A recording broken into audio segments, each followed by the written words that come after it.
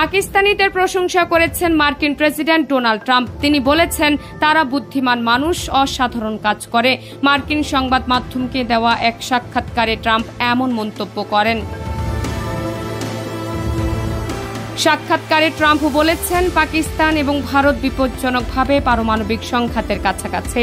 পরিস্থিতি এমন পর্যায়ে পৌঁছেছে যে পারমাণবিক যুদ্ধ শুরু হতে পারে। ট্রাম্পের মতে, ক্ষেপণাস্ত্র হামলার সঙ্গে সঙ্গে সংঘাত তীব্রতর হচ্ছে।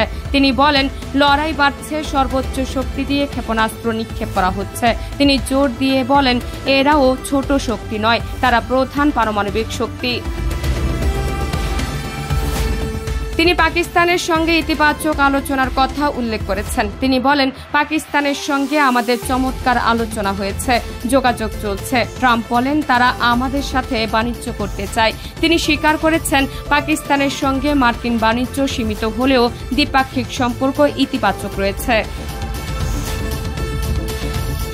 ট্রাম্প পাকিস্তানি জাতির প্রশংসা করে বলেন, তারা বুদ্ধিমান মানুষ, অসাধারণ কাজ করে। তিনি তার কর্মকর্তাদের উভয় দেশের সঙ্গে যোগাযোগের নির্দেশ দিয়েছেন বলে জানান। তার ভাষায়, আমি আমার জনগণকে পাকিস্তান এবং ভারতের যোগাযোগ করতে বলেছে।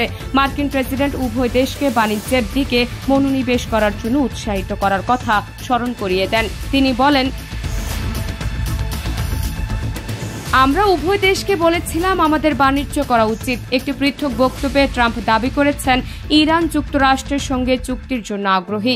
এছাড়া রাশিয়াকে সতর্ক করে মার্কিন প্রেসিডেন্ট বলেন, যদি ইউক্রেনের সঙ্গে কোনো চুক্তি না হয় তাহলে আমরা রাশিয়ার ওপর ধ্বংসাত্মক নিষেধাজ্ঞা আরোপ করব। আন্তর্জাতিক সম্পর্কের সাম্প্রতিক উন্নয়নের কথা উল্লেখ করে তিনি বলেন, এটি সবচেয়ে বড় সাফল্য, এটি স্বীকার করা উচিত।